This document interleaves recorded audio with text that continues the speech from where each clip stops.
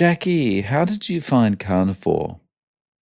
Oh boy, it goes back a ways. I remember being introduced, not choosing to do it, but the Atkins diet, which I think was kind of an early form of carnivore. Although, unfortunately, I think it was on the right path, but it got kind of cannibalized, for lack of a better word, by people who, started pre-packaging things and changing it from the original intent of it. And I do remember at the time I was introduced to it by a very built weightlifter who was a friend of ours, lived in our neighborhood, went to our gym, and he was very fitness oriented and very educated and was always up on the latest stuff. But I remember when he explained it, I remember thinking, hmm, I don't know, that sounds unusual. Because, of course, like so many people, I had bought into decades of food marketing about, you need fiber to go to the bathroom and to help your digestive system, all of these different things. And I was actually raised by a mother way before her time. So I wasn't raised on prepackaged foods,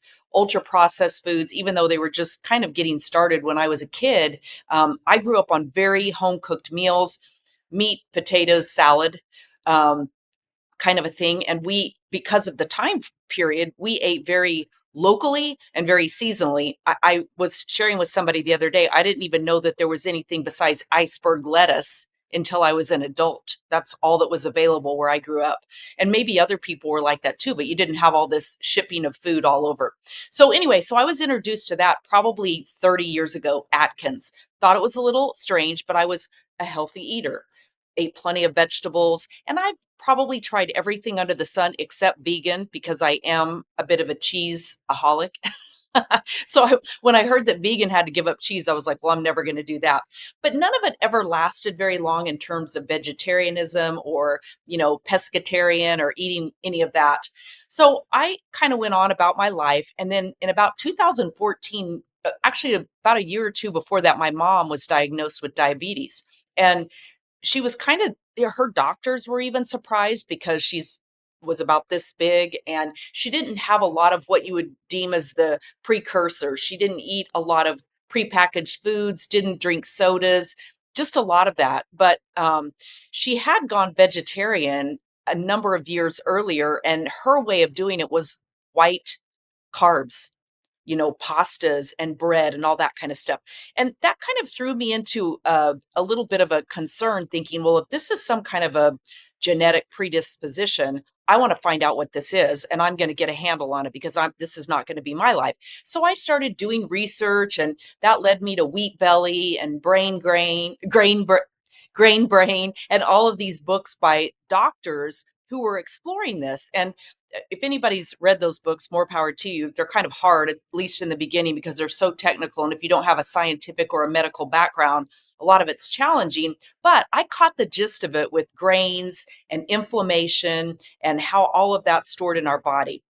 So I went on an elimination diet in terms of anything white. I was eating meat and I was eating vegetables, and I wasn't ever a huge fruit eater. Berries, yes, but not a lot in the rest of it. And I don't have a sweet tooth, so I'm very lucky that way. Well, a few years later, it was about 2014. I was walking with my husband to a movie theater in the middle of the day, and I said, I'm living with chronic pain. And he was like, what are you talking about? Like, you've never ever said this before. But I was starting to realize that my joints, like, my elbows and my wrists and my knees and my hips and even my ankles, like they were sore. And I would roll out of bed and things would feel sore. Now I know all these years later that it was probably stored oxalates. I don't know if you've read Sally K. Norton's book, The Toxic Superfoods. I've really realized that that's probably what it was these stored oxalates in my body. So about 3 years ago, it really came front and center. I had gotten my health and nutritional coaching certification. I was coaching clients on all the right things. And slowly but surely, I felt like my own body was screaming at me and I couldn't figure out what it was. I would go get my blood work done, my labs, all of that. Oh, everything's great. Keep doing what you're doing. It looks great. You have the, blood work of a 45-year-old, just all these different things. And I kept thinking, then why don't I feel good? Like, why am I still having inflammation? I've cut out all these different things. And then, as anyone will do, when you don't feel well, when you're sick enough, you just keep searching. And I had launched a YouTube channel of my own that was geared around lower toxic living and healthy eating and environmental toxins and personal care products and all of this. But as I kept going down the rabbit hole, looking and looking and looking, all of a sudden, Dr. Sean Baker and the carnivore diet, and Dr. Ken Berry, the proper human diet, AKA carnivore largely, all these doctors kept coming up in front of me. And I kept looking at those and thinking, I don't know. That sounds like that Atkins thing. I just don't think it's for me. But again, when you don't feel good, ultimately, if you're smart, you're willing to try anything. And that's really where I was. So I looked at it one day. I bought Dr. Ken Berry's book. I downloaded the proper human diet. I bought Sean Baker's book. I did a lot of research and I thought, I think I can do this. And so I jumped in, and that was about 11 months ago. It was September of 20, as of this recording anyway, it was September of 2024 and September 1st. But it's kind of funny, Dave, to be completely honest with you, I had a little bit of what I call sunk costs going on. I started carnivore, but I had just gone to the grocery store and I had my chia seeds and my hemp seeds and my cacao powder and my vegetables and all this stuff. So I kind of gave it a half hearted approach. I was eating mostly meat, but I was incorporating all the rest of this in too. And then slowly but surely, I I was getting better, but still not enough. And I kept listening. I would get on and do my daily binge on YouTube of the educators on carnivore and all that. And I finally thought, who am I kidding? I'm only kidding myself. I'm only doing a halfway approach to this. If I really want to figure this out and if I'm really serious, I need to go all in. And so I did. Um, probably mid March, I went all in. And man, that threw my body into a major oxalate dumping scenario where I was in so much pain. I had so much brain fog. I had all these different things going on. And that's what ultimately led me to Sally K. Norton and understanding oxalates and how, over the course of years of eating all these superfoods, almond flour, a scoopful of almond butter is a snack, almonds, nuts, chia seeds, hemp. But I just was completely overloading my body, overtaxing it with these superfoods. But I had never heard anything about any of that. And as I was continuing reading this carnivore stuff, YouTube put one of her videos in front of me by one of the carnivore doctors interviewing her about oxalates. And when I listened to her story, I thought, oh my gosh, it's like my brain has been transported into her head. She is literally telling my story. And I immediately ordered her book. I immediately went out and binged watched probably 10 hours worth of her videos. And I started going back, and I'm a real body hacker and researcher of my own for my own health to figure myself out. And I just went back. I've tracked a lot of my food over the years. I just know what I've done. And when I added up all the numbers, I was consuming between 2 and 3,000 milligrams a day of oxalate type foods between sweet potatoes and chia seeds and almond everything. What I had done when I eliminated gluten out of my diet, I converted everything to almond flour. I had paleo muffins that were out of this world. I had learned how to make flatbread, little flatbread pizzas with almond flour and all the rest of this. And I was in hog heaven. I was in keto heaven, honestly, certainly more than carnivore. But when I started doing the math and realized what I had done to myself, oh my gosh. And so I've been, serious carnivore since that time. So it's kind of been a long process. And I mentioned the chronic pain that I was experiencing in 2014 because, like I say, when I learned about this and I learned about oxalates, I started looking back on my history over the last decade and what all had gone on, and I realized that chronic pain probably was my body talking to me then about the oxalates. I kind of equate it to like a popcorn machine. If you've ever seen those, like you put the popcorn in and it starts popping and pretty soon it starts spewing out. And I believe that that's what was happening to my body. It was slowly but surely starting to talk to me. And then 3 years ago, it really started talking to me. And then about 4 or 5 months ago, when I went serious carnivore, it really started overflowing. The popcorn was going everywhere. But now at least I feel like I know what I'm dealing with. I know how to deal with it, and I know I'm on the path to healing. So that's kind of a long story of how I found carnivore, but it's something that's kind of loosely been in my peripheral vision for a number of years. Right. So, are you just dealing with that oxalate dumping, or are you mitigating that by, I don't know, having some black tea or something like that along with your I have my black tea right here. I have 1 cup of afternoon black tea, and that's exactly I'm literally I am her poster child right now for studying her book, supplementing with the lemon water and calcium and magnesium. I'm literally I've got a whole protocol from, based on her work that I've written up for myself. I've tested it, I've tried it. I've figured out what's working for me, and I'm definitely slowly healing. And the probably the best thing is the brain fog cleared the fastest, which was so good because I'm a type A personality. I'm a doer. I'll have a 20-point to do list and get it all done. Like that's really important to me. And I was finding myself like barely getting out of bed, making breakfast, not even wanting to clean up the dishes, like just acting in a way that just really didn't fit me. And I kept thinking, this cannot be my life. This cannot be what my future holds. I am going to do everything I can, uncover every stone to figure out what's wrong with me. And I've my mom raised me to be a skeptic of mainstream medicine. So I'm grateful to say I've been skeptical of mainstream medicine for a long time. I knew I wasn't going to go down all their pokes and prods and scopes and all the things that they wanted to take me through just to eliminate this possibility. Yeah. So the as far as changes go, you've eliminated brain fog. Um, is that enough to kind of balance up the oxalate dumping you're dealing with, or are there other Not things you've completely. So, experienced?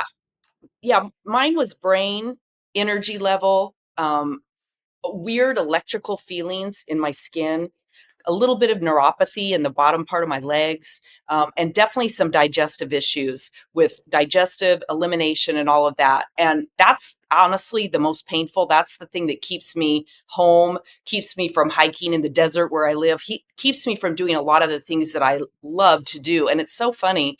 Um, I hear people say I'm on the Trying Low Oxalates Facebook group, just exploring and listening to people. And it's so funny to me. I hear people say, "Oh, I that's great, but I don't know if I could give up my salads and I don't think I could give up my chocolate." And I just keep thinking, you're not in enough pain then. And I have this huge bucket list of hiking Machu Picchu and the Camino de Santiago in Spain and France. Like I have all these things I still want to do. And I keep looking at those and thinking, I want to do more of that. That means more to me than the little dopamine hit that I'm going to get from a piece of chocolate that lasts for maybe 20 seconds. So if I never eat another piece of spinach again, if I never have a piece of dark chocolate, I'll be sad, but I can live with it.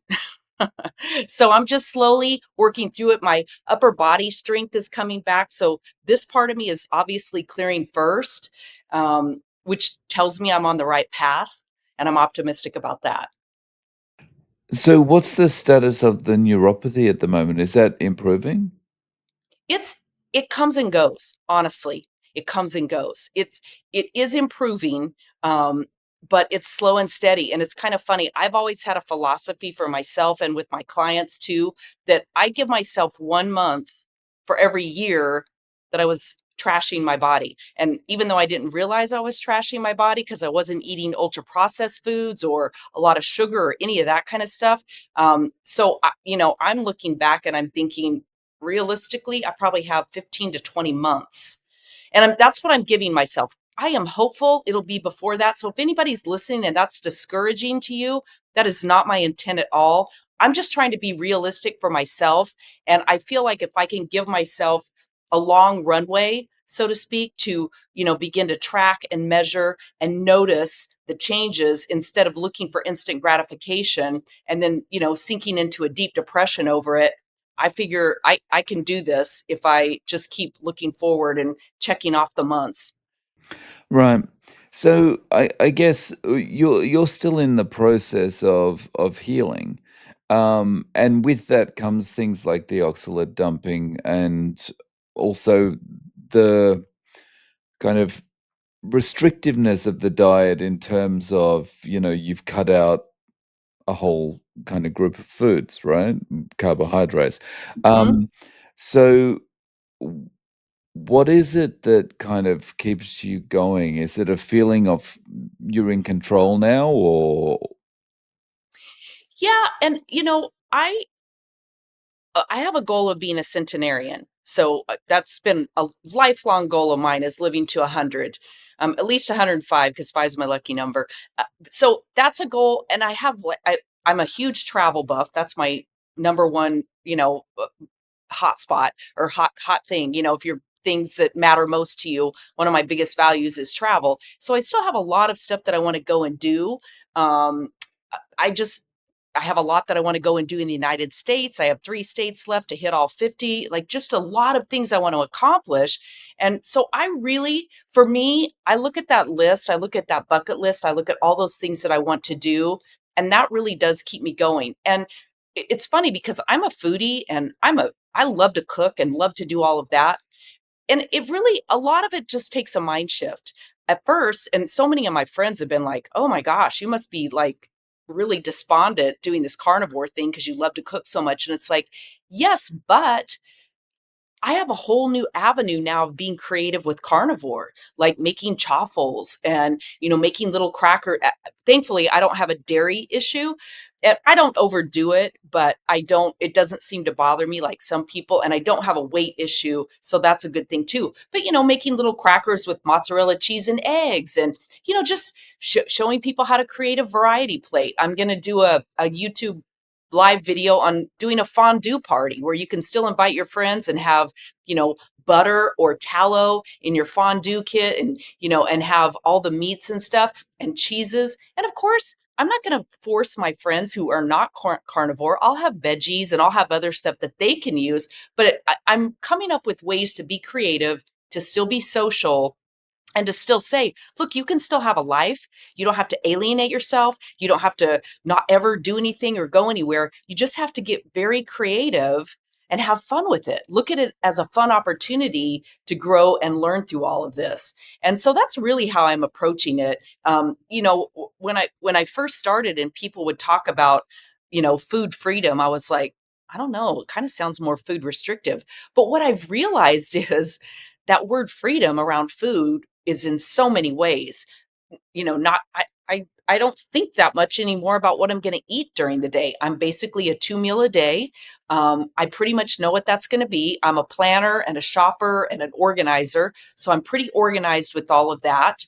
I make sure I always have stuff in stocked in case if we get invited to somebody's house for dinner. I'm not going to say no, and I don't want to be an annoying guest, but I'm going to make sure that I bring something to contribute that is going to be fine for me. And if I know what their eating style is, I will eat before and I'll just kind of pick at my plate and nosh. And I've learned to make a lot of that stuff more about the community aspect of it and the relationships and the camaraderie versus making the meal and the beverages and all of that.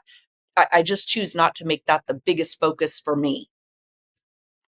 and what are those 2 meals a day that you're eating, what are they made up of? What's a typical menu look like? So typically I am really working to stick to I'm not a lion diet person, but I'm looking to mostly stick to the ruminant animals. I beef, bison, lamb, those are my primary food meat sources. And it could be like today I had bison and ground beef meatballs with a little bit of blue cheese on the inside that kind of melted in there. So I had that, and then I had some raw milk cheese, some raw cheese that I had also. So I had that, and then a couple of slices of bacon with that, and that is very satiating to me, almost like a hamburger or a cheeseburger or something like that. I will occasionally add a pickle strip and a little bit of mustard to really make it more burgerish. Occasionally, I will do that.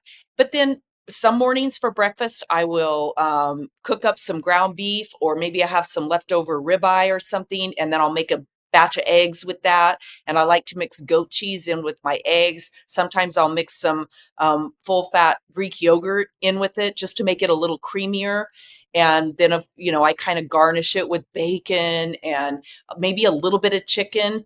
It's kind of funny. I had heard a lot of people say this, but the more that I've been down this path and the more of the ruminant animal type meat that I eat and the more that I get into beef, which is another side note. 6 months ago, I didn't eat beef. That's a whole nother story. I ate other animals, but I had to work myself on the mindset of that. But the more I'm into these other animals, the less appealing the flavor of chicken is to me. It started, even if I cook it in a way that doesn't dry it out, it's the taste of it is less desirous to me now. But I will add it in a little bit for, a little bit of variety, or I will take shrimp or scallops and wrap them in bacon and saute those and put those on the side. I love ahi tuna wrapped in bacon, kind of the same thing. So I'm just looking at ways that I can make my plate look appealing, certainly make it taste appealing, and really mix it up through the week to where it's fun. And I know a lot of people that doesn't matter to them. I do admire the people that get up every day and they have the same thing for, the same thing for meal one, same thing for meal two. And I think that is brilliant and I love it. But because I love to cook, that's like my creative outlet. So I'm having a lot of fun with all of that. So I'll start with, I usually eat I try to make breakfast my biggest meal, and I've been playing with some different things. I'm big getting out in the sun and circadian rhythm reset, and getting sunlight and that red light exposure and all of that. So I'll go do that. And a lot of times I'll do that with some hot lemon water and some bone broth. And then I will come in and around 8 in the morning, I will eat a big breakfast. And then I don't usually eat again. I try to be done between 3 and 5, 3 in the afternoon to 5 in the evening. And it kind of depends. I really am trying to, especially when there's nothing else going on. And my family all knows what I'm doing. So it's like, I might sit down with you, but I might not be eating at the same time as you. And everybody's good with that, um, because again, we're really focused on making it community and camaraderie and that whole thing versus we have to sit down, we all have to eat the same foods. It's all about the food. So, somewhere between 3 and 5, depending on when I'm hungry, I'll eat that second meal. And then I made a little, I found this on X. I think it was some in one of the carnivore groups that I'm in over there, but somebody had posted a great recipe that's so simple with like 2 packages of cream cheese, 5 eggs, and 2 tablespoons of butter. And you blend it all up and pour it and you bake it. And it's like cheesecake. And I squeeze a lemon into it because I love lemon and it makes it super lemony. And it's just enough to make me feel like I'm having dessert. And again, I don't have a sweet tooth, so that part of it isn't a big deal for me, but that just kind of, tops it off and makes me feel great. And sometimes if I'm on the go, I've got to be somewhere early in the morning, then I almost always have some cooked bacon already ready to go, and I'll just grab that and throw it in a bag, and I almost always have that cheesecake and sometimes that and some raw milk kefir. That'll be my breakfast on the go if I'm rushed and can't, sit down and do the whole thing. Um, but I just make it work, and I'm just super committed to my healing. Yeah. So, you said your family are good with it. Has anyone in your family been tempted to give it a try? Well, I have an interesting situation. I have my 92-year-old father living with me now in the last couple of months. And then I have my 30-year-old daughter who unfortunately is going through cancer treatments right now. And then I have my husband. He's always been, meat has always been the mainstay of his diet. And I have had to really eat some crow over the years of giving him a hard time for not eating his vegetables and not getting enough fiber and blah, blah, blah, blah. And now I'm like, shame on me. So that's for him. But he is really addicted to his granola cereal with yogurt and his power bars. And I'm not a preacher. I'm not going to preach at people. I'm not going to try to convert anybody. I'm just going to model what I'm doing. And I am feeding everybody better because I'm still sort of the main cook. My daughter's exploring kind of more of a ketovore type deal with cancer. She understands that glucose feeds cancer and all of that. And she's doing great, by the way, but she's always been, thankfully, a really healthy eater. I raised my children the same way I was raised. Thankfully, they didn't get a lot of ultra processed foods or sugar or any of that stuff either. And so, thankfully, both of them are good eaters. My son lives in North Carolina and he's in the US Marine Corps. And so he's really into working out, and that's all super important. He's actually doing it with me, even though we don't live together. So we're constantly exchanging recipes. And then he has a 5-year-old daughter, and I got Chat GPT the other day to help me build a meal plan for her that wasn't quite as restrictive, that had a little bit of fruit and, a few other things so that she didn't feel so deprived. So then I sent that to him, and so we're having some fun with all of that, just, sending texts back and forth and photos and recipes and all that kind of stuff. And then my dad, thankfully, because I'm doing all the cooking for him, he's kind of at my mercy. And so I'm slowly getting him moved over, certainly to a healthier style of eating. So I would say he's much more animal based. And I'm able to weed out, like I've got him, every morning he's on eggs and bacon, and I'm starting to be able to move him much more in that path. And it's funny, I can see the difference in him. I've got him out in the morning sun. I've got him out walking. We live in Arizona, so we have a pool. He'll walk around the pool. I've just got him doing a lot of that stuff. So I'm seeing the positive benefits of that. And again, it's just kind of like subtle changes. I just did a video myself on, when your partner or somebody isn't carnivore with you, how to just subtly showcase for them what you're doing. Let them see your results, let them see your energy level, whatever it is, and just don't preach at them. Right. Yeah. Wow. So at this stage, you feel like it's carnivore all the way. There's no going back. Yeah, I do. Um, I first of all, I love the carnivore community. I never found a group of people who are so kind, and I don't even know how to describe it. I went to Steak and Butter Gals. I went to the first Steak and Butter Gang meetup in Montana last month, and I have been telling people I can't shut up about it, honestly. And the thing is, I'm not a super emotional person, but I was getting so choked up with everybody's story of healing. And when you see someone who weighed 700 pounds and they've lost 350 and they're still going and they've gotten off this medication and they're walking again. And I mean, just the real, raw, authentic stories that people share, it makes you realize how resilient the human body is. I mean, it really is incredible what it can tolerate and come back from. But I watch that and I'm around that group and I think, yeah, I'm in it. I'm in it to win it. Definitely. So I do see this as a long term plan. It was funny. I had a really great conversation with Dr. Robert Kiltz while I was there, and we were talking about some of that, just he and I.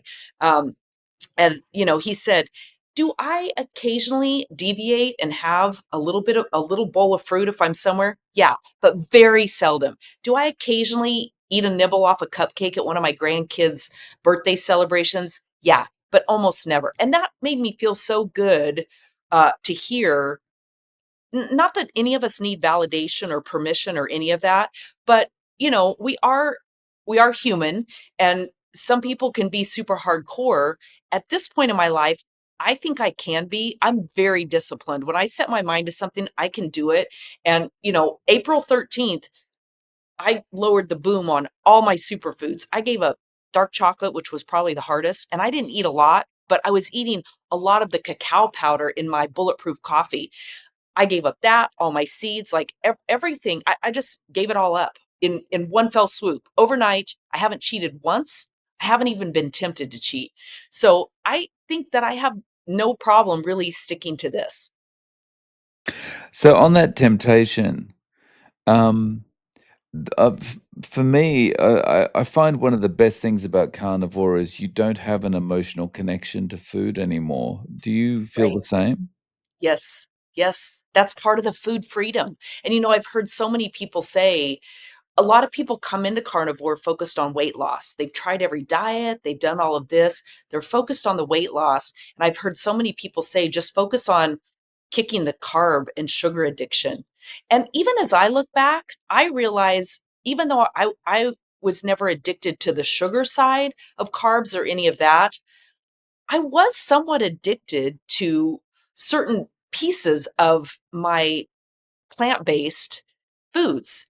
And when you clear all that out and you realize, um, when you truly buy into eat when you're hungry and only when you're hungry, eat to satiety till you can't take another bite, and then again, don't eat until you're hungry. When you really incorporate that, you do find that you calm that food noise that's going on in your brain. You stop looking at the clock and thinking, "Oh, it's time for dinner," because the clock said. It's funny, when I first moved my dad in, I would just check in with him and say, "Dad, are you ready for lunch yet?" Or, we were just trying to figure out navigate how to live together again after all these years and all the rest of it. And I would say, "Dad, are you ready for lunch?" And he would say, what time is it?" And I would say, "It doesn't matter. What I'm asking you is, are you hungry?" Or then I would laugh and say, "Why? Do you have to be somewhere?"